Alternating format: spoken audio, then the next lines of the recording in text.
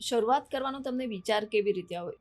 તો મેં જ્યારે શરૂઆત કરી ત્યારે ફક્ત તાલીમથી શરૂઆત કરી હતી. તો આટલી નાની ઉંમરે કર્યું ત્યારે એવો કોઈ ડર નહોતો? કેવું કે 3 વર્ષથી હવે કાલે શું ખાવાના છીએ એ આપણી જોડે અત્યારે ફિક્સ નથી. પુરુષની જરૂરિયાત છે હંમેશા, કેમ કે મામાનું ઘર ફક્ત પુરુષોથી જ ચાલી રહ્યું છે. પણ આ ક્યાં સુધી ચાલશે? એમ કપડાને લઈને કે કોઈ બીજા પુરુષ મિત્ર જોડે વાત કરે છે એનેથી લઈને છોકરીઓને ક્યાં સુધી જજ કરવામાં આવશે? મને એ વાતનો પ્રોબ્લેમ છે કે સ્ત્રીઓ હજુ સુધી ઘૂંઘટ અને ઘાઘરામાં છે. પુરુષો જીન્સ ટી-શર્ટ પર આવી ગયા, પુરુષો શોર્ટ્સ પહેરે છે ત્યારે, પણ સ્ત્રી ના પહેરી શકે. આટલો બધો કેમ ભેદભાવ છે? એ પ્રોબ્લેમ છે. નમસ્તે પ્રિયંકાબેન, સ્વાગત છે તમારું ગુજરાતી મેળોમાં.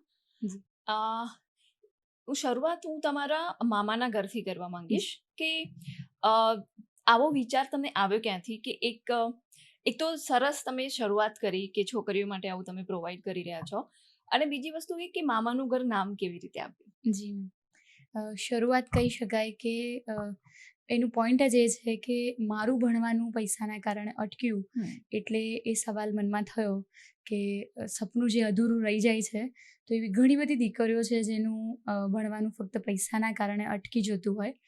તો શરૂઆત પપ્પાને કહીને કરવામાં આવી કે મારું અટકી ગયું તો આપણે બીજા બધાને હેલ્પ કરી શકીએ. તો એવું વિચારીને પછી મામાના ઘરની શરૂઆત કરી. નામ એટલા માટે એવું રાખ્યું છે કે મારે મામા નથી, એટલે મને એવું થયું કે મામાનું ઘર કેવું હોય, ત્યાં કેવી હૂંફ મળતી હોય. કેમ કે ઘણા બધા મારા ફ્રેન્ડ્સ હતા, એમનાથી મેં એ જ સાંભળ્યું હતું કે વેકેશન પડવાનું હોય ત્યારે સ્કૂલમાં પણ એ જ વાત થતી હોય કે હવે બધા આમાં મામાના ઘરે જવાના છીએ. તો એ સવાલ આટલા વર્ષો સુધી હતો જ એમ કે મામાનું ઘર કેવું હોય. તો હવે એ બનાવીને ઘણા બધા મામા અમને મળ્યા છે, તો એટલે મામાનું ઘર નામ રાખ્યું છે. ઓકે. અને આ શરૂઆત કરવાનો તમને વિચાર કેવી રીતે આવ્યો? એવું તમે શું જોયું કે એવું કઈ વસ્તુ તમે અનુભવી જેનાથી તમને એવું લાગ્યું કે આવું કંઈક સ્ટાર્ટ કરવું જોઈએ? જી શરૂઆત તો 3 વર્ષ પહેલાં જ્યારે અમે આણંદથી ભણીને પાછા આવ્યા, તો ત્યારે મારી જોબ ચાલતી હતી. હું DPSમાં જોબ કરતી હતી સ્કૂલમાં, આર્ટ એન્ડ ક્રાફ્ટ ટીચર છું. તો એ વખતે જ્યારે સેલેરી ઉપર કામ કરતાં ઘણી બધી દીકરીઓના પેરેન્ટ્સને જોયા કે એ સવાલ એવો હતો એમ કે અમારી દીકરી હોશિયાર તો બહુ છે, પણ પૈસાના કારણે અટકી રહ્યું છે. તો મેં જ્યારે શરૂઆત કરી ત્યારે ફક્ત તાલીમથી શરૂઆત કરી હતી કે આપણે પહેલાં ખાલી ફિટનેસ તાલીમ આપીએ એ લોકોને, અને એક મેસેજ મૂક્યો વોટ્સઅપ પર. તો ઘણા બધા લોકો એકસાથે જોડાયા અને 30 મેસેજથી ચાલુ થયું હતું. એ એકસાથે 3 મહિનામાં 400 દીકરીઓ મારી સાથે જોડાયા. અને 400 દીકરીઓ, ઘણા બધા એવા બહેનો હતા કે જે પ્રેગ્નેન્ટ હતા, ઘણા બધા એવા હતા કે જેને મેરેજ પછી સિઝેરિયન થયેલું હતું. તો એ લોકોએ પણ કરી બતાવ્યું. એ દોડીને જે એક્ઝામ હતી પોલીસની, એમાં 25 માર્ક્સ લાવીને એ લોકોએ કરી બતાવ્યું. એ પછી મને આગળ એક પડાવ આગળ જવાનું, સ્ટેપ લેવાનું વિચાર આવ્યો કે આપણે હવે આ લોકોને જરૂરત છે, આપણે આવું કંઈ સ્ટે એરિયા બનાવીને. તો આટલી નાની ઉંમરે કર્યું ત્યારે એવો કોઈ ડર નહોતો કે હું કેવી રીતે કરીશ, આ બધું કેમનું થશે? એવો કોઈ વિચાર આવેલો તમને? હા, એવા ઘણા બધા વિચાર પહેલાં મારા મનમાં નહોતા, પણ જે વાતાવરણે ઊભા કર્યા હતા કે દીકરી તરીકે આ કામ ન કરાય. પછી પેરેન્ટ્સને એવું કહેવામાં આવે કે હવે પરણવાની ઉંમર છે, એમાં એમને પરણાવી દઈને સાસરે મોકલવા જોઈએ. તો એવા ઘણા બધા સવાલ હતા, પણ ક્યાંય અટકશે એવું મારા મનમાં કંઈ સવાલ નહોતો. એટલે હું એવું કહી શકું કે મારા અડગ મનના કારણે આપણે અહીં સુધી પહોંચી શક્યા, જેમાં રિસ્ક એ હતું કે અમારી જોડે પૈસા નહોતા, બસ મન હતું કે આપણે આ કરવું છે. તો બધી જ જગ્યાએથી અલગ અલગ વ્યવસ્થાઓ આપણને મળી અને આપણે અત્યાર સુધી એ વસ્તુ રામ ભરોસે કરી રહ્યા છીએ. એટલે જે બી દાન આવે છે એ રામ ભરોસે આવે છે. ત્યાં કોઈ દાતા પોતાનું નામ એવી રીતે કેવું કે 3 વર્ષથી હવે કાલે શું ખાવાના છીએ એ આપણી જોડે અત્યારે ફિક્સ નથી. એવી રીતે એમ કે ચાલી રહ્યું છે કે કાલે કોઈ કરિયાણું આપશે તો આપણે ખાવાના છીએ, અને એવું 3 વર્ષથી ચાલી રહ્યું છે. પણ એવો એક પણ દિવસ અત્યાર સુધી નથી આવ્યો કે જેમાં આપણું કંઈ અટક્યું હોય. દર મહિને 2.5 લાખનો ખર્ચ છે, ₹2,55,840, જે હર મંથ આપણને એટલા પૈસા ના હોય તો મામાનું ઘર ન ચાલે. પણ છતાં પણ અત્યાર સુધી અમારા એકાઉન્ટમાં એવા પૈસા નથી આવ્યા અને તોય એ મામાનું ઘર ચાલી રહ્યું છે. પણ તમારે એના માટે મહેનત તો બહુ કરવી પડતી જી. હશે, જે ફંડ તમારે ભેગું કરવું જી. પડે, અને રામ ભરોસે કોઈ અત્યારે આપે એ બહુ મોટી વાત છે. જી જી કેમ કે લોકોને પોતાના નામની તકતી કે પોતાનું નામ દેખાય એની બહુ જ જી. લાલચ હોય છે આજકાલ. તો એમાં ઘણા બધા કેટલું એવા છે ડિફિકલ્ટી લોકો. પડે? ડિફિકલ્ટ તો એ છે કે સવારે ઉઠતાની લઈને રાત્રે ઊંઘતા સુધીમાં એક જ વાત મનમાં હોય એમ કે આ બધું કેવી રીતે કરવાનું છે, કાલ શું થશે. પણ જેમ કામ કરતાં કરતાં હું આગળ વધી તો પહેલી વસ્તુ કહી શકાય મારા પેરેન્ટ્સ, કે જે મારા માતા પિતા અને 2 ભાઈ, એ લોકોનો પૂરો સહયોગ છે મને કે ક્યાંય અટકીશ. અગર પોલીસ સ્ટેશન બી જવાનું થઈ રહ્યું છે, કોઈ વકીલ સાથે વાત કરવાની થઈ રહી છે, કેમ કે દીકરીઓના કામ છે તો ઘણીવાર એવી પણ ઘણી બધી બાબતો બનતી હોય છે. તો એ લોકો રાત્રે 12 વાગ્યા સુધી અગર કંઈ એવું થઈ રહ્યું છે તો એ મારી સાથે છે. તો બસ ક્યાંય પૈસાને લઈને મને સવાલ ના આવ્યો કે એના કારણે અટકશે, કેમ કે પરિવાર સાથે હતું અને અત્યારે પણ એ બધા સપોર્ટમાં છે. અને હવે તો મામાના ઘરનું પરિવાર એટલું મોટું બન્યું છે કે હવે મારી ચિંતા એકદમ હળવી થઈ ગઈ છે. પહેલાં એવું બનતું કે મારે લોકો સમક્ષ જવાનું, માંગવાનું, અને અત્યારે હવે એવી એક રીધમ આવી ગઈ છે કે જેમાં ઘણા બધા લોકો સુધી આપણી વાત સોશિયલ મીડિયા દ્વારા પહોંચી છે. તો આજે એવું લખીએ કે 20 કિલો ચાવલની જરૂરત છે તો એ કાલ સાંજ સુધીમાં એ ચાવલ આપણા ઘરે પહોંચી જાય છે. વાહ, સરસ. પણ આ જેમ તમે વાત કરી હમણાં કે ગર્લ્સ આવે તો એમના જોડે જોડે બધી પ્રોબ્લેમ્સ પણ આવે છે, તો એવી કઈ પ્રોબ્લેમ્સ આવે અને એવા કેવા તમે ફેસ કર્યા છે એક્સપિરિયન્સ? મારા પહેલાં મામાના ઘરે જ્યારે પહેલું વર્ષ હતું એની એક ઘટના છે કે એક ઝાડ હતું અને તાલીમ ચાલુ હતી અમારી. 400 દીકરીઓ મારી સાથે એ દિવસે હતા અને ઠંડીનો ટાઈમ હતો, જાન્યુઆરીનો સમય, અને બધાએ એ ઝાડ ઉપર પોતાના સ્વેટર લગાવ્યા અને સવાર વહેલા 5:30નો ટાઈમ, એકદમ ઠંડી અને અંધારું, બધાએ સ્વેટર લટકાવ્યા અને પછી બધાએ તાલીમ પૂરી કરી. 2 કલાકની તાલીમ હોય અને ફરી પાછા એ જ રમતા રમતા પોતાના સ્વેટર પહેરી અને આપણી હોસ્ટેલ સુધી એ લોકો પહોંચ્યા. હોસ્ટેલ પહોંચ્યા ત્યાં સુધી હું હોસ્ટેલ નહોતી પહોંચી, દીકરીઓ પહોંચ્યા હતા, હું બધાને લઈને પહોંચી રહી હતી. ત્યાં સુધીમાં તો બૂમાબૂમ થઈ ગઈ કે છોકરીઓને એકદમથી રિએક્શન આવી ગયું અને બધા જ સૂજાઈ ગયા. એવી 12-13 દીકરીઓ હતી કે જે એકદમથી જ ભાન એમનું જતું રહ્યું અને ખબર પડી કે આવું એકદમથી શું થઈ રહ્યું છે.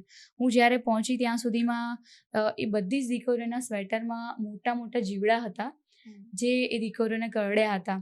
અને એ એક અદ્ભુત જે બન્યું હતું, એ ઘટના હતી, એ એકદમથી મારી માટે શોક હતું કે હવે શું એમ, કેમ કે એકદમથી જે દીકરીઓ 15 મિનિટમાં તો સૂજાઈ ગયા હતા. અને એ ટાઈમ પર ના કોઈ ગાડી, ના કોઈ પુરુષ પાત્ર અમારી સાથે, અમે એકલા જ. અને ફટાફટ ગામમાંથી એક ઇકો ગાડી બોલાવી અને દીકરીઓના પેરેન્ટ્સને વાત કર્યા વગર મારે એ નિર્ણય લેવાનો કે હવે શું કરવાનું. અમે ફટાફટ સિવિલ પહોંચ્યા, એ લોકોની દવા થઈ.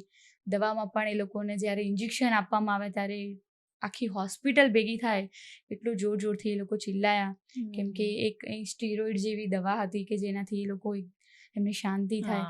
તો એ ઘટના એવી હતી કે આજે પણ એવી ઘણી બધી એવી ઘટનાઓ ઘટ્યા પછી પણ એ ઘટના એટલી મોટી લાગી કે એમાંની એક પણ દીકરીને અગર કંઈ થાય તો મામાના ઘર ચલાવવા કરતાંય વધારે એનો મને જીવનભર ખેદ રહી જાય કે આપણાથી આવી કોઈ ભૂલ થઈ ગઈ એમ. તો આના પરથી જો તમને એવું લાગે કે પુરુષની જરૂરિયાત છે, એકલા સ્ત્રી, ઘણા બધા અત્યારે તો ફેમિનિઝમ બહુ ચાલે છે કે સ્ત્રી બધું જ કરી લે, અને ખરેખર તમે બહુ સરસ કરો જ છો, પણ આવા અનુભવ થાય અને આવી જ્યારે કપરી પરિસ્થિતિમાં તમે આવો ત્યારે તમને એવું લાગે કે પુરુષની જરૂર તો છે જ? હંમેશા, કેમ કે મામાનું ઘર ફક્ત પુરુષોથી જ ચાલી રહ્યું છે.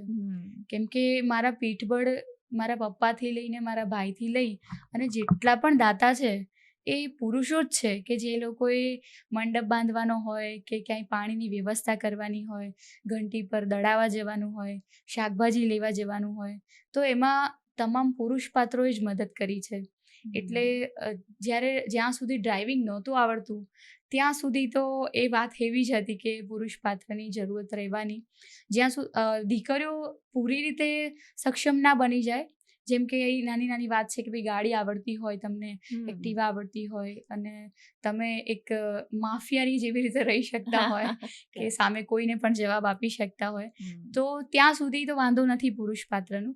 પણ જેમ કે આ રીતે અત્યારે જે ચલાવીએ છીએ એમાં હું એક દીકરી તરીકે ચલાવું છું, સ્ત્રી પાત્ર તરીકે, તો ત્યાં આગળ આપણે કોઈ સિક્યુરિટી નથી કે કોઈ એવા બંધન નથી, આપણે હોસ્ટેલને કોઈ જાળી નથી, તાળા નથી, છતાંય એ ફક્ત દીકરીઓથી જ અમે ચલાવી રહ્યા છીએ. દિવસ દરમિયાન બધા પુરુષોની આપણને હંમેશાથી એ રિક્વાયરમેન્ટ રહેતી હોય કે આપણને પુરુષ પાત્ર ના હોય તો ન ચાલે. પણ આ સંકટ સમયની સાંકળની શરૂઆત આજથી 12 વર્ષ પહેલા કરી. જી. એટલે તમે એક તો ટીનેજર કહેવાઓ, એટલે આ એ વખતે શરૂઆત કરવાનું એટલો તમારામાં ગટ્સ ક્યાંથી આવ્યા અને એ કેળવવા આજકાલની બધી ગર્લ્સે શું કરવું જોઈએ? પોઈન્ટ એ વાતનો છે કે તમારા ઘરમાંથી તમને શું શીખવા મળી રહ્યું છે એ મેઇન પોઈન્ટ હોય છે. જેમ કે અત્યારે હું દીકરીઓને, મને એવું છે કે આપણે પેઢી બદલવાની કોશિશ કરીએ, કેમ કે બધા જ 21 થી 27 વર્ષની મારી જોડે દીકરીઓ જે છે એ લોકો હવે કુમળા નથી રહ્યા, એટલે એમને હું વાળી શકું એવું બિલકુલ નથી. પણ અત્યારે એ લોકો મારી સાથે રહી અને હું જે વિચારું છું એને એ લોકો ફક્ત સાંભળી રહ્યા છે, જોઈ રહ્યા છે. તો નેક્સ્ટ પેઢી જે એમના બાળકો જે આવવાના છે એ કદાચ આપણા વિચારધારાને લઈને જ પેદા થવાના છે. તો આપણો જે ગોલ છે એ ફિક્સ એવી રીતે છે કે આગળની પેઢીને આપણે ચેન્જ કરી શકીએ તો એ એમની પેઢીને બદલશે. એટલે આપણું નામ પણ એવી રીતે છે કે સંકટ સમયની સાંકળ, કે ગમે ત્યારે કોઈ સંકટ આવે તો આપણા સંસ્થાને એ લોકો યાદ કરી શકે.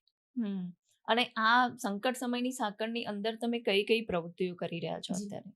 આપણા 3 અભિયાન ચાલે, જેમાં આરોગ્ય, શિક્ષણ અને રોજગારી. તો શિક્ષણ માટે આપણે આ મામાનું ઘર ચલાવીએ છીએ. એવી જ રીતે હમણાં જ આપણે શરૂઆત કરી છે રોજગારી માટે માવડી પરિધાન એવું નામ આપ્યું છે. જે કહી શકાય કે મારી જે આ મામાના ઘરની વિચારનું જે શરૂઆત થઈ એ વિચાર જ માવડીથી કહી શકાય. કેમ કે મારું જે ભણવાનું હતું એ ફેશન ડિઝાઇનર બનવું હતું. તો NIDમાં જ્યારે એક્ઝામ આપી, NID કોલેજ અમદાવાદ છે, નેશનલ ઇન્સ્ટિટ્યૂટ ઓફ ડિઝાઇનિંગ, એમાં એડમિશન મળ્યું અને જ્યારે ફીસ ભરવાની વાત થઈ તો પરિવાર એટલું સક્ષમ પણ છે, સરસ 2 ભાઈને ભણાવ્યા છે, પણ દીકરી તરીકે જે સવાલ હતો કે કંઈ વાંધો નહીં, આગળ સાસરે જ જવાનું છે અને એ લોકોઓ આપણું પૂરું કરવાના છે. તો જે એ સવાલ હતો એ વખતે સમજણ નહોતી કે આપણે કમાવું જોઈએ, કે આપણે પોતાનું કંઈક હોવું જોઈએ. તો એ વખતે ભણવાનું મૂકી દીધું અને આજે ફરી પાછું રોજગારીને લઈ અને ઘણા બધા દાતાઓના મદદથી, એમના વિચારથી લઈ અને મેં ફરીથી એ ફેશન ડિઝાઇનિંગને લઈને મેં શરૂઆત કરી કે પોતે ચણિયા ચોળી બનાવીએ ને એને આપણે વેચી અને મામાનું ઘર આપણે ચલાવી શકીએ. એટલે માવડી નામ પણ એટલા માટે છે કે મેં ડિઝાઇનિંગ કોર્સ નથી કર્યો, પણ મારા મમ્મી તરફથી મને એ બધું શીખવા મળ્યું છે કે એમણે જ મને એ ડિઝાઇનિંગ કેવી રીતે કરાય, સિલાઈ કેવી રીતે કરવાની એ બધું શીખવ્યું છે. એટલે મા ઉપરથી માવડી પરિધાન નામ આપ્યું છે. હજુ પણ આ નવાઈની વાત છે કે હજુ પણ સમાજમાં આવું ચાલે જ છે કે છોકરી છે તો શું કામ આટલું ભણાવવું અને એને શું જરૂર છે, એને ક્યાં કમાવું છે. તમે તો ઘણા બધા ગામડાઓમાં જાઓ છો, તો હજુ પણ આવું તમને જોવા મળતું હશે તેને? ચોક્કસ. અત્યારે જે પણ 50 દીકરીઓ છે એ લોકોના પોતપોતાની એક અલગ સ્ટોરી છે કે એવા 50 નહીં, એમ એવા 50,000 સ્ટોરી જે છે કે જે આપણે એનું નિવારણ લાવી શકીએ એવું નથી. પણ મને એવું લાગ્યું કે આપણે એમને શિક્ષણ આપીએ તો એ પોતે જ એ સવાલોના જવાબો શોધવાની કોશિશ કરશે. કેમ કે ઘણી બધી એવી સમસ્યાઓ છે કે જેમ કે મારે ત્યાં એકવાર દીકરી સામાન લઈને આવે અને જો હું વેકેશન આપું 10 કે 15 દિવસ, તો એ સામાન લઈને ઘરે ગયેલી દીકરી એને ફરી પાછું આવવું હોય તો બહુ અગવડતા પડી જાય. એ એક નાનકડી બાબત છે, છતાંય ગામમાં એવી વાત થાય કે એવું તો શું ભણવા ગયા હતા કે પાછા આવવું પડ્યું. એ હમ. કોઈ સવાલ નથી પૂછી રહ્યા, એમને ક્યાંય કોઈને જાણવાની કોશિશ નથી કરવી કે હોસ્ટેલમાં વેકેશન થયું છે કે એવું કોઈ કારણ બન્યું છે, કોઈ બીમાર થયું છે, એવો કોઈને સવાલ પૂછવાનો અત્યારે એ સમય નથી. સીધા આક્ષેપ જ સીધા કરવાના. આક્ષેપ જ દીકરીઓ હમ. ઉપર, એમના પેરેન્ટ્સ પર. અને ભૂલ સમાજની પણ નથી, કેમ કે ઘણી બધી દીકરીઓના કદાચ એ કેળવણીમાં જ નથી મળ્યું. હમ. કે જેમ કે કદાચ એવું બની શકે કે ગામડામાં એ લોકો શોર્ટ્સ નથી પહેરી શકતા, કોઈ પુરુષ મિત્ર સાથે વાત નથી કરી શકતા. તો એ ઘણી બધી બાબતો એવી છે કે એકદમથી જ સિટીમાં રહેવા આવ્યા પછી દીકરીઓમાં એ કંટ્રોલ નથી રહેતો અને સમાજને એવી સમજણ આવે છે કે હવે દીકરી બગડી ગઈ, એટલે બીજા પેરેન્ટ્સ છે એ દીકરીને જોઈ અને એની જ પ્રેરણા લેતા હોય છે કે હવે આપણી દીકરીને નામ મોકલવી જોઈએ એમ. પણ આ ક્યાં સુધી ચાલશે એમ? કપડાને લઈને કે કોઈ બીજા પુરુષ મિત્ર જોડે વાત કરે છે, એનેથી લઈને છોકરીઓને ક્યાં સુધી જજ કરવામાં આવશે? મારા અનુભવ પ્રમાણે આ વાત એવી છે કે જ્યાં સુધી સ્ત્રી સવાલ નહીં કરે ત્યાં સુધી વર્ષોના વર્ષો, પેઢીઓના પેઢીઓ આ જ નીતિ ચાલ્યા કરશે. હું એવું કહી શકું છું કે એવું નથી કે મને કોઈ સવાલ નથી નડ્યા.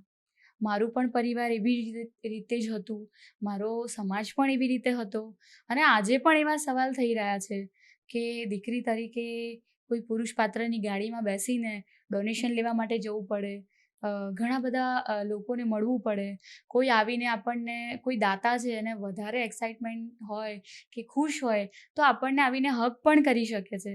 તો એ જાહેર જીવનનું કામ છે, તો એ નજરિયાની વાત છે કે મને ખબર છે કે હું જે કરી રહી છું એ સત્ય છે, એટલે એનો મને ડર નથી હોતો અને એનો મારા પરિવારમાં ભરોસો લાવતા લાવતા આજે 12 વર્ષ નીકળ્યા છે.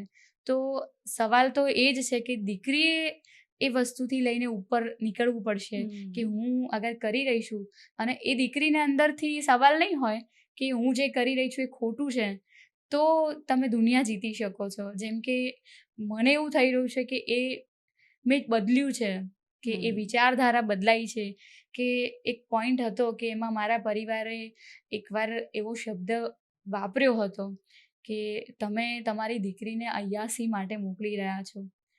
તો એ વખત માટે મારા પરિવાર માટે એ શબ્દ સાંભળવો બહુ અઘરો હતો, પણ એ સવાલનો જવાબ આજે એ મેં આપીને એમને એ પુરવાર કર્યું કે સમાજ આજે એને ગર્વ લઈ રહી છે. આજે મારા પપ્પાને એવું કહી રહ્યા છે કે તમારી દીકરી તમારી પાઘડી છે. તો એ પુરવાર કરતાં કરતાં સમય નીકળે છે એમ કે અત્યારની દીકરીઓ કે અત્યારની જનરેશનને એવું છે કે આંખ પલકાવો અને અમારું સપનું છે પૂરું થઈ જાય, તો એ પોસિબલ નથી. પણ આઈ થિંક ક્યાંક થોડાક અંશે મને એવું લાગે છે કે પુરુષ કે કોઈ છોકરાઓ માટે એ પુરવાર કરવાની જરૂર નથી પડતી ઘણા અંશે. છોકરીઓને જ કેમ એવું પુરવાર કરવાની જરૂર પડે છે, એ વાતનું મને બહુ જ દુઃખ છે. તો એ સવાલનો જવાબ એ છે કે તમે અને હું જ્યારે માતા બનીએ અને આપણે દીકરો આવે ને ત્યારે આપણે આપણા દીકરીને એવું નથી કહેવાનું કે જો તું દીકરી છું તો વહેલા ઉઠ, અને દીકરાને આપણે કહેવાનું છે બેટા તું સૂઈ રહે. કેમ કે હવે જે થઈ ગયું છે એને આપણે નથી બદલી શકવાના, કેમ કે હું મારા મમ્મીને નથી બદલી શકી, તમે તમારા મમ્મીને નથી બદલી શક્યા, પણ આપણે બે જ્યારે મમ્મી બનવાના છીએ તો આપણે આપણા દીકરાને એ વસ્તુ સમજાવીશું કે બેટા તું પણ રોટલી બનાવી શકું છું, તું પણ લોટ બાંધી શકું છું, અને જેમ મારી દીકરી રોટલી બનાવે એમ તમે પણ કરી શકો. અગર દીકરી જોબ પર જઈ શકે છે તો દીકરો કપડાં પણ ધોઈ શકે છે. એવું ઇક્વાલિટીવાળી વાત વિચારધારામાં આપણે આપણા બાળકોને મૂકીશું.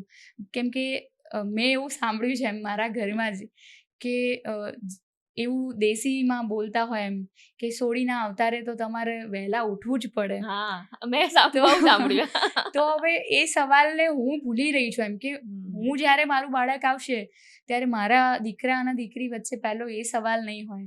દીકરાએ વહેલા ઉઠવાનું તો દીકરીએ પણ ઉઠવાનું, અને દીકરીને જો થાક લાગ્યો છે તો પછી દીકરાને પણ લાગે. એવું એ વાત આપણે બંને સ્ત્રી પાત્ર સમજીશું તો આ વિચારધારા પેઢી બદલવાનું કામ કરી શકે છે. એટલે આપણી પેઢીએ આના પર કામ કરી કરવું. અને આવનારી જનરેશનને આ સમજાવવું જી. ખૂબ જરૂરી છે જી. કે માતાઓ છોકરીની જોડે જોડે છોકરાને સંસ્કાર આપે એ પણ એટલું જ જરૂરી જરૂરી છે. તો સમાજમાં થતા અમુક ખરાબ કામ જે પુરુષો દ્વારા થઈ રહ્યા જી. છે એ બી રોકવાનું આઈ થિંક માતાઓના માથે હાથમાં છે છે. કે તમારા છોકરાને તમે કેવા સંસ્કાર આપો છો, બહાર જઈને છોકરીઓ તરફ એ કેવી નજર રાખે છે, જી. એમની જોડે શું કરે છે, છેડતી કરે છે, આ તે. તો એ બધું મા બાપે પોતાના છોકરાઓને સંસ્કાર, જેમ છોકરીઓને કહે છે કે શોર્ટ્સ નહીં પહેરવાના, સ્લીવલેસ નહીં પહેરવાનું, આવી રીતે રહેવાનું, રાત્રે નહીં જવાનું. જી. તો સેમ વસ્તુ મને એ જ હું ઘણા લોકોને કહેતી હોઉં છું કે આ જ વસ્તુ તમે છોકરાઓને કેમ નથી સમજાવતા જી. કે કોઈ છોકરી એવા શોર્ટ કપડાં પહેરીને આવી હોય તો એને ઓબ્જેક્ટિફાઈ ના કરો તમે. જી. તમે તમારી રીતે એને જોઈ એ સારી લાગે છે, ઓકે, એપ્રિશિએટ કરી શકો છો, પણ એની છેડતી કરો કે એની માટે ખરાબ બોલો, આ બધું તો મા બાપે જ સંસ્કાર આપવા જી. પડે. એટલે જો શોર્ટ્સની વાત જ નથી આવતી, આપણા આ જે નજરિયું વાત છે, જેમ કે એક યુવાન દીકરી છે અને અગર એને શોર્ટ્સમાં જોઈ અને પુરુષ પાત્રને ગલત વિચાર આવે છે, પણ એવી વાત પણ નથી. કેમ કે તમે કોઈ રેલવે સ્ટેશન કે મેં ઘણીવાર જોયું છે કે કોઈ માતા છે અને એનું બાળક રડી રહ્યું છે તો એ ઓપન એનું બ્લાઉઝ ખોલી અને એને ફીડિંગ કરાવે છે, તો ત્યારે કોઈ જ પુરુષ પાત્રને એ વિચારધારા બિલકુલ જ નથી આવતી. એનો મતલબ કે તમારા નજરિયામાં ફરક છે કે કપડાં અને શરીર ખોલવાથી લઈને એનેથી કોઈ તમારી વિચારધારા કે તમારી ગલત જે નજરિયું બદલાય છે એ નથી. એ એના ઉપરથી સાબિત થાય છે. સાચી વાત છે. નજર બદલો તો દુનિયા બદલાઈ જશે. તમે ઘણા બધા ગામડાઓમાં જઈને આ સ્ત્રી વર્ગનું અને સ્ત્રીઓને શિક્ષણ આપવાનું કે સેનેટરી પેડ હોય કે એમને રોજગાર આપવાનું આ બધું કામ કરી રહ્યા છો. તમે અહીંયા સિટી બાજુ બી આવો છો અને ગામડા બાજુ બી જાઓ છો. જ્યાંથી તમે આવો છો એ એરિયામાં તમને કેટલો ફરક લાગે છે જીવનમાં? વિચારધારાનો ફરક તો બિલકુલ ક્યાંય જ નથી. કેમકે હું જ્યારે ગામડાઓમાં ગઈ ત્યાં કપડાને લઈને એવું હોય છે કે જેમ કે લાજ કાઢવાની હોય, સ્ત્રીઓએ મર્યાદામાં બોલવાનું હોય. જેમ કે હું મારા ઘરે વાત કરું તો મહેમાન આવે છે તો બધાની સાથે સોફા પર બેસીને વાત કરી શકું છું. એવું ગામડાના પરિવારોમાં દીકરીએ સાઈડમાં ઊભો રહેવાનું હોય અથવા તો ફક્ત રસોડામાં જ કામ કરવાનું હોય. એમને જ્યારે મહેમાન અથવા પુરુષોની વચ્ચે કોઈ ડિસ્કસ થઈ રહ્યું હોય તો બોલવાની પરમિશન નથી હોતી. તો એ વસ્તુને લઈને થોડું અત્યારની દીકરીઓને હું એ સમજાવું છું કે તમે અગર સાચા છો, કંઈ બોલવું છે તો તમે એકવાર મોકો માંગી શકો છો. પણ બોલવા માટે કેવું છે કે બહેનોને જ નથી બોલવું. જે મારો અનુભવ છે એ પ્રમાણે કે તમારે કરવું નથી હોતું ને એટલે તમે બીજાની ઉપર ઢોળવાનું એ વાત કરતા હોવ છો કે જેમ કે તમારાથી ભણાઈ નથી રહ્યું, કંઈ આગળ થવાનું નથી, તમને ખબર છે તો તમે એવું જ કહી રહ્યા છો કે અમારા ઘરમાં તો ભણવાનું થઈ નથી રહ્યું, મારા પપ્પા ના કહી રહ્યા છે. અથવા તો જે લગ્ન કરેલી બહેનો છે એ લોકો સાથે જ્યારે મળ્યા ત્યારે એમનાથી નથી થતું એટલે એ લોકો બીજાની ઉપર એટલે કે સાસુ ઉપર કે સસરા ઉપર કે પોતાના પતિ ઉપર કે નથી જવા દઈ રહ્યા. પણ એકચ્યુઅલમાં એ વસ્તુ મને તદ્દન ખોટી લાગી રહી છે. કેમ કે જેમ કે અત્યારે હું બધું જ સેટ કરી રહી છું તો એ તમારે અગર કરવું છે તો લડવું તો પડશે. કે જેમ કે મમ્મી સાથે રહીને તમે ઘરકામ કરી અને તમે નીકળી શકો, તમે હોસ્ટેલ પર પહોંચું છું ત્યારે હોસ્ટેલનું કામ કરવું પડે છે. તો ઘણીવાર એવું છે કે હું લેબરથી લઈને મેડમ સુધીનું કામ કરી લેતી હોઉં છું. ત્યારે લઈને આપણે આવી ચેર ઉપર બેઠા છીએ અને આપણે કંઈક બોલી શકીએ છીએ. પણ 12 પાસ કર્યા પછી તમને એવું છે કે ના અમારે તો મા બાપની ઇજ્જત રાખવા માટે ઘર તો કરવો જ પડે. તો પછી એ તમારી ચોઈસ છે. તમે ખુદ નક્કી કરી રહ્યા છો કે તમારે શું કરવું છે. કેમ કે અમારા સમાજમાં જે રીતે થઈ રહ્યું છે કે બધા ઘૂંઘટ કરી રહ્યા છે તો ઘણા એવા બધા લોકો છે કે જે જોબ કરીને સરસ મજાનું ઘર ચલાવી રહ્યા છે. તો એવું નથી એમ કે તમારા પર થપ્પો લગાડેલો છે. તમે કરવા માટે ઈચ્છો છો તો ચોક્કસ એ વસ્તુ થાય છે. બીજું એક એક્ઝામ્પલ આપું તમને કે હું જે સ્કૂલમાં જોબ કરતી હતી એ સ્કૂલના પ્રિન્સિપલ મેમ હતા. હવે એ મેમને જ્યારે અમને ટીચર સાથે મીટિંગ થાય ને તો એ પહેલા એમને જ્યારે અમને કંઈ કહેવાનું હોય કે ભાઈ આવતીકાલે આટલો ટાઈમ વધારે ઘરમાં અહીં હોસ્ટેલમાં કે સ્કૂલમાં રોકાવાનું છે ત્યારે એ પોતે પ્રિન્સિપલ મેમ થઈ અને પોતાના ઘરની પરમિશન પહેલા લેતા હતા. કે એ ખુદ એટલું બધું કમાઈ રહ્યા છે, એમનું પોતાનું નિર્ણય છે, એમનું પોતાની સ્કૂલ છે, છતાં એમને પોતે એ ડિસાઈડ કરવા માટે એમના ઘરવાળાને એટલે એમના હસબન્ડને પૂછવું પડતું હતું કે ભાઈ હું સ્કૂલમાં 1 કલાક ઓર રોકાવાની છું. ત્યારે એ મનમાં એ દિવસથી લઈને અત્યાર સુધીનો સવાલ હતો કે એ તમારી પોતાની ચોઈસ છે કે જેમ કે આજે હું કંઈ કામ કરી રહી છું તો મને યાદ નથી કે મેં મારા પપ્પાને ફોન કરીને એવું પૂછ્યું હોય કે પપ્પા હું આ કરું, કેમ કે મને એ વાતનો અંદરથી ડર નથી કે હું જે કરવા જઈ રહી છું એ ખોટું છે અથવા તો મારા પપ્પા અથવા મારા સમાજને એ વાત ગલત લાગશે. એટલે સવાલ પૂછ્યા વગર અથવા તો પરમિશન લીધા વગર મેં કર્યું છે. તો જે મારો અનુભવ છે એ પ્રમાણે ગામડા અને સિટીમાં લાખ રૂપિયા પગારવાળા બેનને પણ અગર જો પુરુષ પાત્રને પૂછવું પડી રહ્યું છે તો એ મને એ વાત ખોટી લાગી રહી છે કે તમે એમને હાવી બનવા દઈ રહ્યા છો. તમે એ કહી રહ્યા છો કે હા અમે એક વસ્તુ છીએ અને તમે એના રિમોટ કંટ્રોલ્સ પણ કે તમે ચલાવી શકો છો, કેમ કે આપણે ખુદ એમના હાથમાં રિમોટ આપી રહ્યા છીએ. એટલે સ્ત્રીઓની એ ગલતી એ મેઇન કહી શકાય. મેં પણ ઘણી બધી સ્ત્રીઓ જોડે આ ડિસ્કસ કર્યું છે કે જે એ સાઈડના એરિયામાં છે જ્યાં તમારામાં તો હજુ ઘૂંઘટ ને ઘાઘરા નીકળી ગયા, અમારામાં હજુ નથી નીકળ્યા. ત્યાં હજુ કુંવારી છોકરીઓને બી મેં માથે ઓડાડતા એ બધા જોયા છે. અને જ્યારે હું ડિસ્કસ કરું ત્યારે હું એમને એ જ કહેતી હોઉં છું. તો એ સ્ત્રીઓ પણ એવું કે અમારે તો અહીંયા આવું જ ચાલે છે. પણ એ કરવાનો જે ભાવ છે હા એટલું સહજ સ્વીકાર કરી લે. ઘણીવાર મા બાપ છોકરીઓને પૂરતું ભણવા ના દે, એમને જલ્દી મેરેજ કરાવે. હવે તમે મેરેજ કરી લીધા પાછા મા બાપના ઘરે ના જઈ શકો તમે, ત્યાંથી તમારે પાછો એટલે જે પરિસ્થિતિમાં તમે હો તમારી સાસરીમાં એ જ પરિસ્થિતિમાં તમારે રહેવાનું. હવે આવી છોકરીઓ કેમ કે એજ્યુકેશન પણ ના હોય, એમને એટલું એક્સપોઝર ના હોય બહારનું, એટલે કોઈને કંઈ કહી જ ના શકે અને આખી જિંદગી અંદર એકદમ રૂંધાઈને રીબાઈને એ લોકોએ રહેવું પડે. તો એક સ્ત્રી કે પુરુષની વાત નથી કરતી, એક માણસની વાત છે કે સ્ત્રીને પણ તમે માણસ તો સમજો કે એ પણ માણસ છે. એની ઈચ્છાઓ, એની લાગણીઓ, એને ગમતું ના ગમતું એવું કંઈ નથી હોતું. બસ આ મારી જવાબદારી છે, આ મારું કામ છે અને એ મને કરવાનું છે. એ ઘણી જગ્યાએ સ્ત્રીઓને મેં એકદમ કામવાળાની જેમ ખાલી કામ કરતા જ જોઈએ છે કે ખાલી કામવાળા છે કામ કરે, પુરુષો આરામ કરે, જલસા કરે, બધું જ કરે. મને એ વાતનો પ્રોબ્લેમ છે કે સ્ત્રીઓ હજુ સુધી ઘૂંઘટ અને ઘાઘરામાં છે. પુરુષો જીન્સ ટી શર્ટ પર આવી ગયા, પુરુષો શોર્ટ્સ પહેરે છે ત્યાં, પણ સ્ત્રી ના પહેરી શકે. આટલો બધો કેમ ભેદભાવ છે, એ પ્રોબ્લેમ છે. અત્યારે જેમ કે હોસ્ટેલમાં જે દીકરીઓ આવે છે એ લોકોને જ્યારે હું ચેન્જ કરવાની વાત કરતી હોઉં તમે કરી શકો, કેમ કે એ લોકોને આદત છે આમ દુપટ્ટો આમ બે બાજુ રાખવાનો. હવે એની સામે હું છું કે દુપટ્ટો મારા મને એવું છે કે રિવાજ જ નહીં, એવું જે થઈ રહ્યું છે કે ક્યાંય ડ્રેસ ઉપર દુપટ્ટો જ નથી રહ્યો. તો એનો મતલબ એવો નથી થયો કે મેં મર્યાદા તોડી નાખી છે. ઘણા બધા લોકોની સામે આપણે રહીને કામ કરી રહ્યા છીએ તો ઓબ્વિયસલી મર્યાદાથી જ આપણે કરી રહ્યા છીએ, એવું ક્યાંય કશું થયું નથી.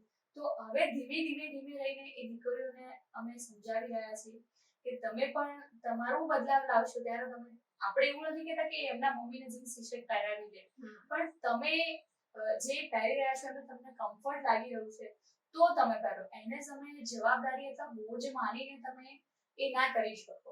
એમાં પછી કંઈ પણ હોઈ શકે, એ ખાવાનું પણ હોઈ શકે, તમારું પહેરવાનું પણ હોઈ શકે, તમારું રહેવાનું પણ હોઈ શકે. ખાલી ને ખાલી પહેરવેશ કે ફ્રીડમની વાત નથી અહીંયા, એક માણસના જીવનની વાત છે. તમે જીન્સ ટી શર્ટ નહીં પહેરીને સાડી પહેરીને જશો તો એ પ્રોબ્લેમ નથી, કમ્ફર્ટેબલ લાગે છે એ પહેરો, વાંધો નહીં. ઘણા સ્ત્રીઓ ખેતરમાં એમ કામ કરતા હોય છે એવું કે મને ઘાઘરો કમ્ફર્ટેબલ લાગે છે, તો એક સારી ચોઈસ છે કે તમને કમ્ફર્ટેબલ લાગે છે તમે પહેરો. પણ ફોર્સફુલી જ્યારે કંઈ કરવામાં આવે એ વાતથી મને વિરોધ છે કે તમને જબરજસ્તી કંઈ કરવામાં આવે કે નહીં, અને એક રિવાજના નામે તમારા પર થોપવામાં આવે કે ના આપણો તો આ રિવાજ છે, જેનું ખબર જ નથી કે ઘૂંઘટ કેમ કાઢતા થાય આપણે.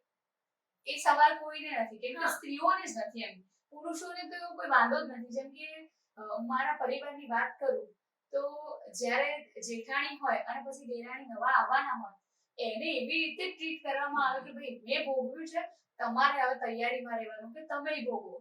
અને એવું પુરુષોને નથી કે જેમ કે મારા પપ્પાને ખબર તક ના હોય કે એમની નાની વહુએ લાજ કાઢી હતી કે નથી કાઢી, એ ફક્ત સ્ત્રીઓને જ ખબર હોય અને એ એમને એવું જ એમ કે અમે કર્યું છે તો તમે કરો. પણ આગળ જેમ કે હવે હું એ વસ્તુ સમજી રહી છું કે મને અગર તકલીફ પડી ગઈ, મારા મમ્મીને કે મારા કાકીને એ વાતની તકલીફ પડી, મારા એક કાકી પ્રિન્સિપલ છે, તો એમને જે તકલીફ પડી કે સ્કૂલમાં જ્યારે જવાનું ત્યારે ગુજરાતી સાડી પહેરી અને માથે ઓઢીને જવાનું, અથવા એમનું કોઈ અહીંયા આવી રહ્યું છે કે કોઈ શિક્ષકો આવે છે કે કોઈ એમને બહારથી અગર મિત્ર વર્તુળ આવે છે, તો એક અજુગતું એમને ફીલ થાય કે યાર આટલી બધી એજ્યુકેશન પીએચડી સુધી પહોંચ્યા તો એ વિચારધારાને આપણે નથી બદલી શક્યા. તો ત્યારે ફક્ત સ્ત્રીઓનો જ સવાલ છે કે દાદી કહી રહ્યા છે કે કાકી કહી રહ્યા છે કે મામા મામી કે જે મતલબ જે જેઠાણી વાળો વર્ગ છે, જે મોટા વડીલો વાળો વર્ગ છે, એમને જ સવાલ છે. તો હવે તમે અને હું જ્યારે આપણે દેરાણી જેઠાણી બની રહ્યા છીએ, તો આપણે જ શરૂઆત કરવાની છે કે આપણે એમને છૂટી આપવાની છે કે જો હું જેવી રીતે રહી રહી છું એવું તમે રહી શકો છો. એટલે ઘણા અંશે આવા બધા કેસમાં જોવા મળે કે સ્ત્રી સ્ત્રીની દુશ્મન હોય છે, ઘણા લોકો કહેતા હોય છે એ ઘણા દાખલાઓમાં સાચું પણ પડે છે.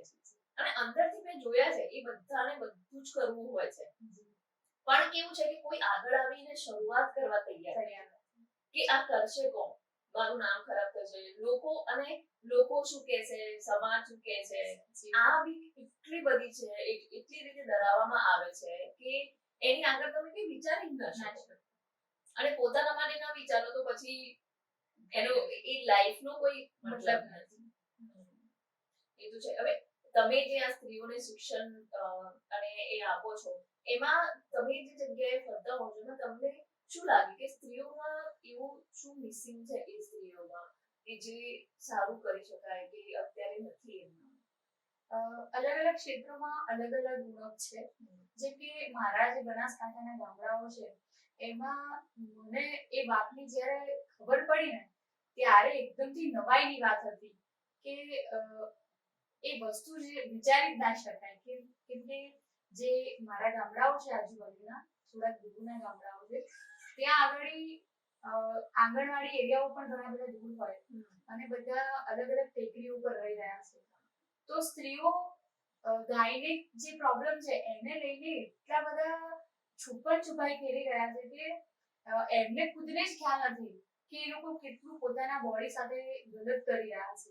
કે જેમ કે પીરિયડની વાત છે તો એ લોકોને તદ્દન જરાય એમને એ વસ્તુનો નજારો જ નથી કે આગળ શું છે, કે પેડ યુઝ કરવા કે કઈ યુઝ જ નથી થઈ રહ્યો. અને જ્યારે મેં એ વસ્તુ જોઈ કે એ લોકો ઘાસ કે એવી વસ્તુનો ઉપયોગ કરી અને એ ત્યાં આગળ રહી રહ્યા છે, તો એ ઘણી બધી મેં જ્યારે એ વસ્તુ જોઈ કે મેં સમજી ત્યારે ગામડાઓમાં હું જ્યારે જોતી તો ત્યાં આગળ એવું હતું એમ કે તમે બનીને જાઓ તો તમારી સાથે કોઈ બેસે જ નહીં. એટલે તમારે એમના જેવી રીતે પહેલા એમની સાથે દોસ્તી કરવાની, પહેલા તો એમને ખાલી એવું પૂછવામાં આવે ને કે તમે પીરિયડમાં ક્યારે થયા હતા, તો આમ જાણે કે એટલું બધું આપણે એમની સાથે ગલત કરી નાખ્યું હોય એટલા તો એ પોતે સ્ત્રીઓ જ આપણને પૂછે હાય ભાઈ આવું પૂછાતું હશે. એકદમથી આપણને એ એવું કરી દે કે તમે આવો સવાલ પૂછીને તમે જ ગાંડા છો કે આવું પૂછી લીધું. પછી ધીમે ધીમે જતા જ્યારે હું એમની સાથે 1 અઠવાડિયું 2 અઠવાડિયા ધીમે બધાને ભેગા કરીને પૂછવાની જ્યારે શરૂઆત કરી ત્યારે ખબર પડી કે એ લોકોને તો એકચ્યુઅલમાં એનું જ્ઞાન જ નથી કે એમની બોડી સાથે એ લોકો ગલત કરી રહ્યા છે. ધીમે જ્યારે ખબર પડી કે એ લોકો કંઈ પહેરી જ નથી રહ્યા કે એમાં કોઈ ઉપયોગ જ નથી થઈ રહ્યો, તો આપણે કેળાની છાલમાંથી સેનેટરી પેડ બનાવ્યા. એના પહેલા આપણે એમને એ વસ્તુ શીખવાડી કે શરૂઆત કરતા થયા એમને કે અચ્છા આવું પણ કંઈક હોય છે. તો પુરુષ પાત્ર તો પછી એમાંથી નીકળી જ શકે ભાઈ. એમને તો અગર જો એ મારી સાથે સ્ત્રી પાત્ર સાથે વાત કરવા માટે એમને શરમ હતી તો એમને પુરુષ પાત્ર સાથે તો ક્યારેય વિચાર્યું જ નહોતું કે એ લોકો એ કરી શકે. તો મને એ વસ્તુનો હજુ પણ ખેદ છે કે ઘણા બધા એવા ગામડાઓ છે કે જ્યાં આપણે પહોંચ્યા જ નથી. એ સ્ત્રીઓ સુધી આપણે હજુ ઘણું બધું કામ કરવા જેવું લાગી રહ્યું છે. તો આ પ્રોબ્લેમ તો આવું એમને નાખી બોલો તેમને કેટલી બધી બીમારીઓ થતા હશે અને કેટલા મોત થતા હશે આવી બીમારીઓ. એ રેશિયો તમે ગણી શકો કે 36-37% બહેનો ફક્ત ને ફક્ત એમના ગર્ભાશયના કેન્સરના કારણે ત્યાં મૃત્યુ પામે છે. એટલે હમણાં મેં જ્યાંથી કામ શરૂ કર્યું, મેં 6-7 વર્ષથી સ્ત્રીઓ સાથે જે કામ કર્યું ગાયનેકને લઈને એમની પ્રોબ્લેમ્સને લઈને, ત્યારે અમે લોકોએ જ્યારે શરૂઆત કરી હતી એનાથી અત્યારે ઘણું બધું બેટર કે અમે 6-7% કામ કરી શક્યા છીએ અને હજુ પણ અમને એવું છે કે અમે મોટી ટીમ બનાવીને અલગ અલગ ગામડાઓમાં આ વાતને પહોંચતી કરીએ કે દુનિયા જેમ સ્ત્રીઓ ચાંદ પર પહોંચી ગઈ તો ઘણી બધી સ્ત્રીઓ હજુ ખેતરમાં જ છે અને એમને કંઈ જ નથી ખબર એમ તો આપણે કરી શકીએ આ કામ દ્વારા. અને ત્યાં શું ગવર્મેન્ટની કોઈ ફેસિલિટી નથી, લાઈક કોઈ પણ જાતની ફેસિલિટી જે મેડિકલ છે કે એવું બધું ગામડાઓ સુધી પહોંચ્યું નથી? પહોંચ્યું છે ચોક્કસપણે, પણ જેવી રીતે કહી શકાય કે જે ગામડાના લીડર છે એ પણ એ જ છે, એ પણ એટલી જ સંસ્કૃતિના, એટલા જ કલ્ચરના અને એટલી જ સમજણના એમના લીડર્સ છે. એટલે ગવર્મેન્ટને પણ એવી જ અપીલ કરી શકાય કે તમે એવી રીતે એવા ભણતરવાળા એવા સિટીના સ્ત્રીઓને ત્યાં સુધી પહોંચતા કરવા જોઈએ. કેમ કે જેમ કે આંગણવાડીના મેમ છે તો એ અત્યારનો નિયમ જ છે કે ભાઈ ગામની વહુવારો હોય એ જ ત્યાં નોકરી કરે. તો એ ગામના એરિયામાં એ વહુવારો પણ એ જ સમજણની હોય તો એ બીજી સ્ત્રીઓને કેવી રીતે સમજણ આપી શકે. એટલે એ મારો પોઈન્ટ હતો એમ કે તમે લીડર પણ એવા બનાવો કે જે એકચ્યુઅલમાં એ સેનિટરી પેડને એ પોતે યુઝ કરી રહ્યા છે. હવે અમે જ્યારે ગામડાઓમાં ગયા અને મેં પૂછ્યું એમ કે તમે ક્યારે તમારે પીરિયડ ક્યારે આવતું, આપણે એવું પૂછવું પડે ને કે તારીખ કઈ હતી તમારી, તો કે બેન ગમો વરઘોડો આવી ત્યારે હું તો થઈ ગઈ.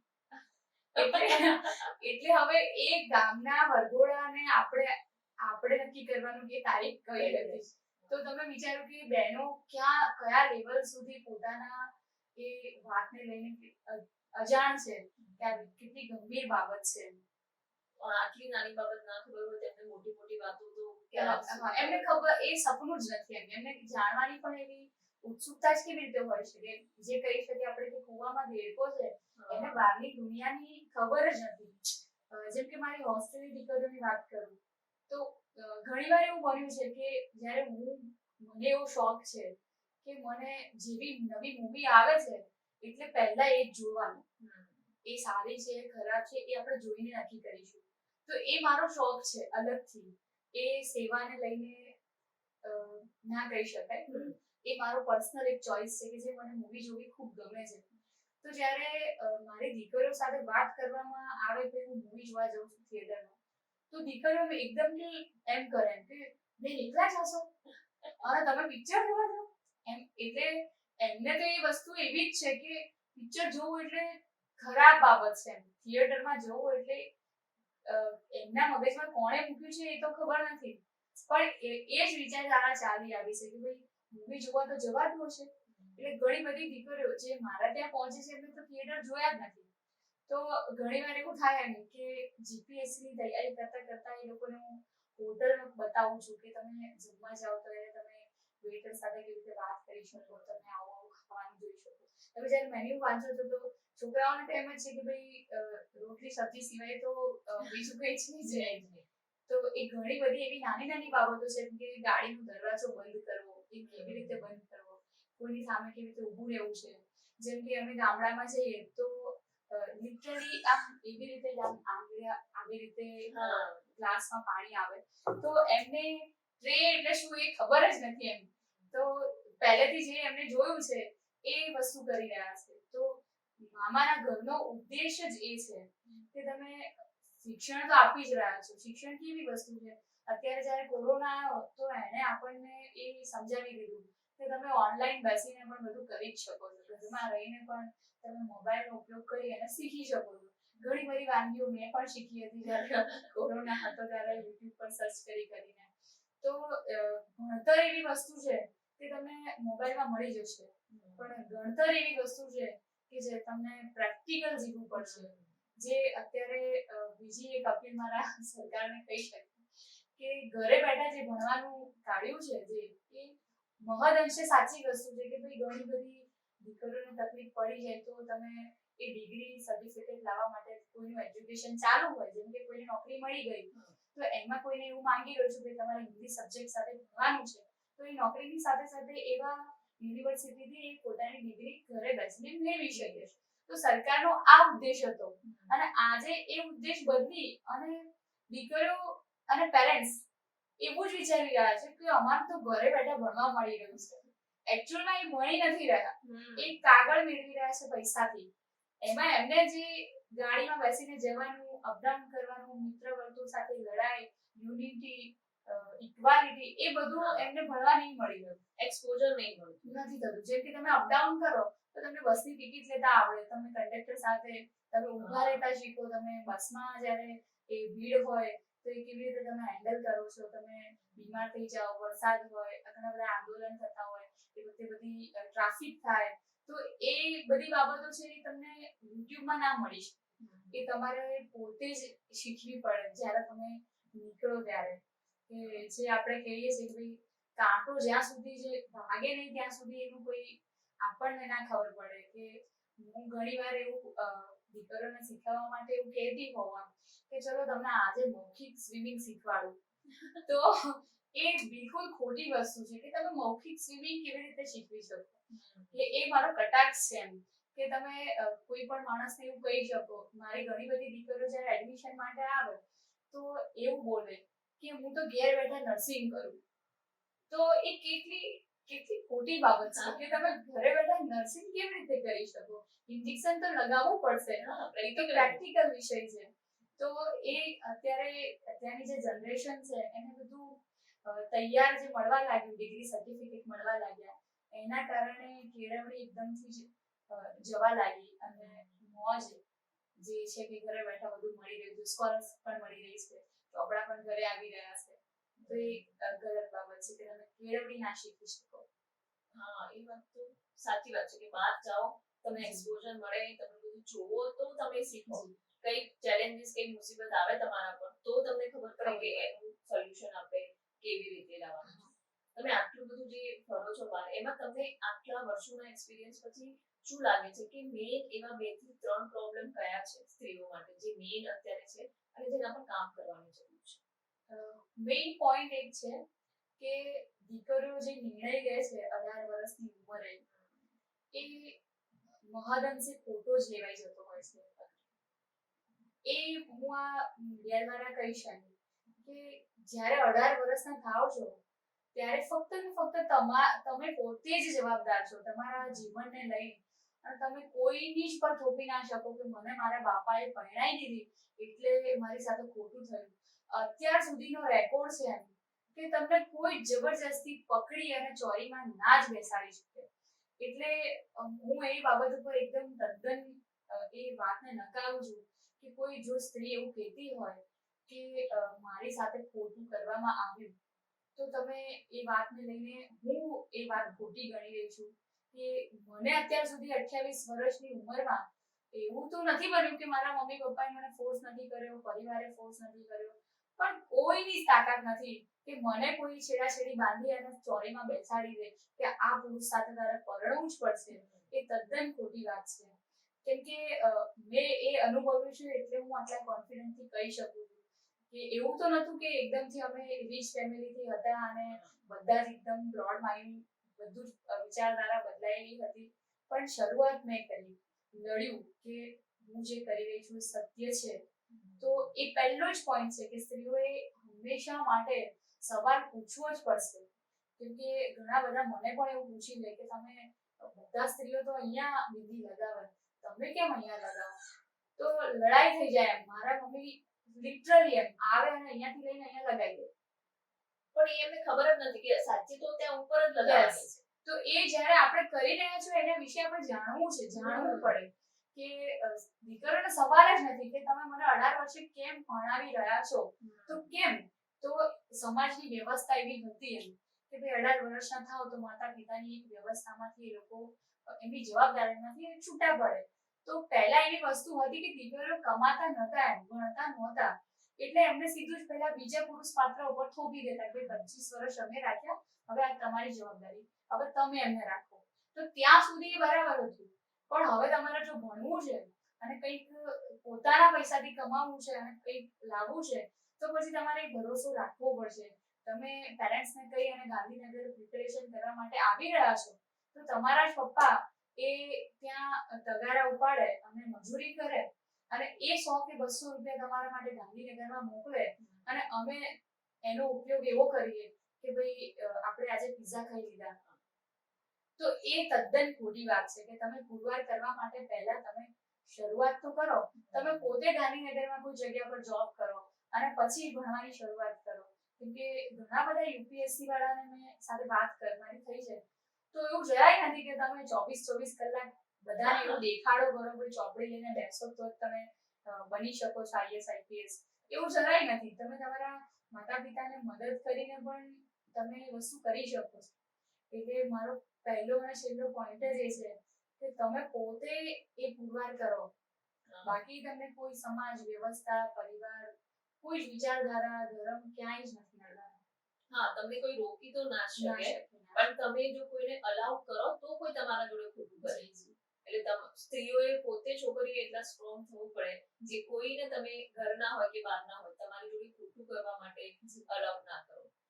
એટલા જ માટે અત્યારે લાઈક તાલીમ, લાઈક શારીરિક તાલીમ જે આપે છે કે જુડો, કરાટે, આ તે એ બધું બી સ્ત્રીઓને લાઈક છોકરીઓને શીખવાડવું બહુ જરૂરી છે. કે અત્યારે એવા બધા કેસીસ બની રહ્યા છે, આપણે જોઈ રહ્યા છે 12 છોકરીઓ રહેતી હોય કેવી રીતે ફસાવવામાં આવે, ફસાઈ જાય. એટલે પોતાના પ્રોટેક્શન માટે પણ ઘણી બધી વસ્તુઓ, લાઈક અમે લોકો બી જ્યારે બહાર જઈએ ત્યારે કહેતા હોય કે ભાઈ આવી રીતે સાવચેતી રાખવી, કે કોઈ આપણા નજીકનું કોઈ છોકરી હોસ્ટેલમાં જઈને રહેતી હોય તો કહીએ કે ભાઈ આવું ધ્યાન રાખજો, આવું થાય છે. લાઈક આપણે હતા ત્યારે કહેવા વાળું કોઈ નહોતું, આપણને સમજાવવા વાળું એવું કોઈ નહોતું, પણ જ્યારે હું બી એવું મેક શ્યોર કરું કે કોઈ મને ખબર પડે તો હું એમને સમજાવું કે આવું થઈ રહ્યું છે.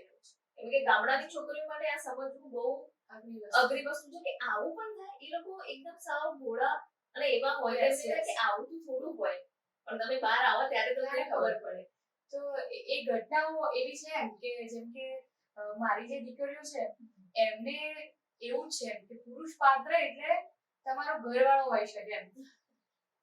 એ એક જ પાત્રને જોવે, બધા જ પુરુષને એવી જ રીતે જોતા હોય એમ કે પુરુષ એટલે ધારો કે હું કોઈ છોકરા સાથે ઊભી છું તો પછી એને વિચારધારામાં ગલત જ હોય કે એ છોકરાઓને એવું શીખ્યું જ નથી. મારી દીકરીઓ જે છે એમના વિચારમાં એવું પહોંચ્યું જ નથી કે તમારો સારો ફ્રેન્ડ, સારો મિત્ર એક પુરુષ પણ હોય છે.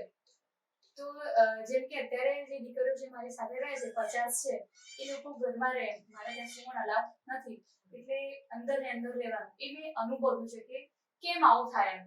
ધીમે ધીમે મેં મારા વિચારને પણ બદલવાની કોશિશ કરી. કેમ કે જ્યારે મેં શરૂઆત કરી ને ત્યારે મને બધા એવું કહ્યું કે તમે તો સાપના ભારા રાખવાના છો. તો એ સવાલ કેવું છે, હું કેટલી બી પોઝિટિવ હોય ને તોય જ્યારે કશું આવા ઘણા બધા લોકો એક સાથે આવીને મને કહી દે ને એટલે મને અસર થવાની શરૂઆત થાય કે હવે કશું થઈ જશે તો હું શું કરીશ. કેમ કે આટલી બધી રિસ્ક, આટલી બધી જવાબદારી લઈ લીધી, પણ આમાંથી કોઈ એકાદું અગર ઘટ્યું તો આજે 100 જે માણસો મને કહી ગયા છે ને કે તું જોજે હો, ધ્યાન રાખજે, તો એ જે સવાલ છે ને એ મને થયા કરતો. એટલે હું એકદમથી દીકરીઓ સાથે એવી રીતે વ્યવહાર કરવા લાગુ કે ભાઈ તમારે આની સાથે નહીં બોલવાનું, આવી રીતે જે એમના મમ્મી પપ્પાએ જે ભૂલ કરી એ સેમ રિપીટ કરવાની મેં શરૂઆત કરી. એ આજથી 3 વર્ષ પહેલાની વાત છે કે હું દીકરીઓ સાથે જ્યારે હું ડરી એટલે એમને ડરાવવાની શરૂઆત કરી કે નાના હો, જોજો આવું કરવાનું, આવી રીતે રહેવાનું, આવી રીતે ઊભા રહેજો, અહીંયા નહીં જવાનું, અહીંયા નહીં જવાનું, એવું હું પોતે કરવા લાગી. પછી ધીમે ધીમે મને જ્યારે સમજણ આવી કે આ તો હું ખોટું કરી રહી છું. કેમ કે જ્યારે તાળું મારો ને ત્યારે જ અંદર વાળું ચાવી શોધવાની કોશિશ કરે. તાળું જ નથી તો એને ખબર જ નથી કે દરવાજો પણ હોય એમ. એટલે ખુલ્લા આસમાનમાં એ ઉડી શકે એમ. એટલે દીકરીઓને પછી મેં ધીમે ધીમે આઝાદી આપવાની શરૂઆત કરી, જેમ મને મારા પપ્પાએ આપી. એ નજરિયું મારું બદલાયું. મેં જ્યારે જોવાની શરૂઆત કરી ત્યારે મેં 100 માણસોને સાઈડમાં મૂકી દીધા અને મારા એક જે મારા પપ્પા હતા એમને મેં જોવાની શરૂઆત કરી કે છે મારા પપ્પાએ તો મને કંઈ બાંધી જ નથી, મને તો કોઈ તાળું લગાવ્યું જ નથી કે તમે કોઈની પણ સાથે જઈ શકો. અગર તમારી સાથે કંઈ ગલત થાય છે તો તમે પોતે જ હેન્ડલ કરો. કે એક બે વાર પડીએ છીએ તો મારા મમ્મી મને ઊભા કરીને મને એમ ભાલ કરે અને બીજી તરફ મને મારા પપ્પા અડે પણ નહીં. એટલે ખૂબ બધું રડવું આવે એ વખતે એમ કે પપ્પા કેવા છે, એમને જરાય ફરક નહીં પડી રહ્યો. પણ 2-3 વાર પડ્યા પછી જ્યારે મને એ કોન્ફિડન્ટ આવે કે પડીને ઊભું થવાય છે ને, બીજું શું થાય છે, ત્યારે પપ્પાની વાતની સમજ આવી કે પપ્પા એકચ્યુઅલમાં મને એ શીખવાડી રહ્યા હતા કે તમે જાતે જ પડો અને જાતે ઊભા થઈ શકો છો. હર ટાઈમ તમારા મમ્મી તમારા સાથે નહીં હોય. મારી ઘણી બધી દીકરીઓને એવું બને કે કોઈ પુરુષ પાત્ર આવે અને બુટ્ટી લઈ આપે, ડ્રેસ લઈ આપે. એમને પ્રભાવિત કરવાની જે વાત છે, પુરુષોમાં એ બહુ સારી આવડત હોય કે જો કે આખી દુનિયાદારીમાં જે વસ્તુ બની રહી છે, કેમ કે એ આપણો જ એક પોઈન્ટ છે જે માઇનસ છે કે આપણને કોઈ એક દાગીનો આપી દે તો આપણે એમાં ખુશ થઈ જઈએ છીએ. અમારા પરિવારમાં કે સમાજમાં પણ એવું હોય છે કે દહેજ આપવાનું હોય, દીકરીને ઘણા બધા દાગીના આપવાના હોય. પણ મને યાદ નથી કે મારા પપ્પાએ એવું કંઈ મારી માટે સ્પેશિયલી ભેગું કર્યું હોય કે આ તને ઉપાડીને આપીશું પછી તું ત્યાં શાંતિથી બંગલામાં અંદર લોક થઈને રહેજે, કચરા પોતા વાસણ કપડાં કરવા માટે. એવું નથી બન્યું. એમણે એ જે દાગીનાના પૈસા હતા એમાંથી મને આ બોલતી કરી, મને શિક્ષણ આપ્યું, જેથી કરીને હું આગળ મારી પેઢીને મારા કમાણી પરથી ખવડાવી શકું. અગર એ 4 દાગીના મારો હસબન્ડ દારૂ પી અને વાપરી નાખે છે તો હું એની હોશિયારી ના રહી શકું. તો એ વસ્તુ આજે આપણે આ દીકરીઓને આ જનરેશનને શીખવવાનું છે કે નોકરી એ તમારા પુરુષ પાત્ર ઉપર પાવર કરવા માટે નથી. અત્યારની જનરેશન, અત્યારની દીકરીઓ કે એ એવું સમજીને ભણી રહ્યા છે એમ કે પુરુષથી હું એક સ્ટેપ આગળ વધી ગઈ છું. એવા એક ઘમંડથી આપણે ભણી રહ્યા છીએ કે ભાઈ સાસુની લાજ નહીં કાઢું, સસરાને પગે નહીં લાગું, વાસણ તો હું કરીશ જ નહીં. તો એવું નથી એમ. સુનિતા વિલિયમ્સ પણ લગ્ન કર્યા છે, એ પણ જીવન જીવી રહ્યા છે અને આનંદીબેન પટેલે પણ એમના બાળકોને ફીડિંગ કરાવ્યું જ છે. માં બન્યા પછી તમે એવું કેમ નથી કહેતા એમ કે હું તો મુખ્યમંત્રી છું એટલે તમે લો આયા બનીને તમે ફીડિંગ કરાવજો. એ આપણી જવાબદારી જેમ સમજીએ છીએ એવું સેમ દીકરીઓ વસ્તુ સમજવાની છે કે જેમ મમ્મી પપ્પા સાથે જો તમારો ઝઘડો થાય આ 25 વર્ષમાં અને તમે તલાક તલાક તલાક એવું કેમ નથી કહેતા? હા, સાચી વાત. ક્યારે એવું નથી બન્યું ને કે પપ્પા સાથે લડાઈ થઈ અને તમે એવું કહો કે હવે આ ઘર છોડીને હું જઈ રહી છું છૂટાછેડા.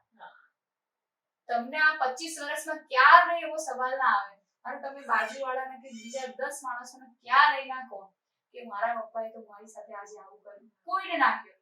પણ તમે જેવા સાસરે પહોંચો છો અને તમારા સાસુ અગર તમને પ્રેમથી અગર ઠપકો બી આપી દે છે તો તમે આજુબાજુના એરિયામાં ને તમારા મમ્મીને ફોન કરીને પહેલા જણાવો છો.